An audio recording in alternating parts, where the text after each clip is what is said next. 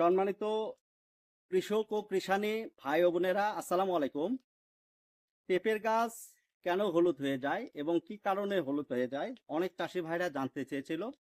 তো পেঁপের গাছ সাধারণত দুই প্রকার রোগের জন্য হলুদ হয়ে যায়। একটা ছত্রাকজনিত রোগের জন্য, এবং সাদা মাকড় বা লাল মাকড় আক্রমণ করলে পেঁপের গাছ কিন্তু হলুদ হয়ে যাওয়ার আশঙ্কা বেশি থাকে।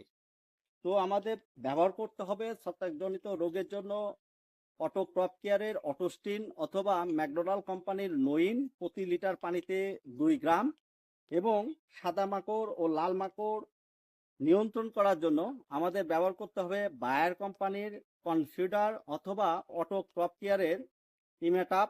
আমাদের ব্যবহার করতে হবে প্রতি লিটার পানিতে 0.1 মিলি করে আমাদের জমিতে প্রয়োগ করতে হবে। তাহলে কিন্তু যে হলুদ হয়ে যাওয়া রোগ কিন্তু আপনারা নিয়ন্ত্রণ করতে পারবেন। তো সবাই ভালো থাকবেন, সুস্থ থাকবেন।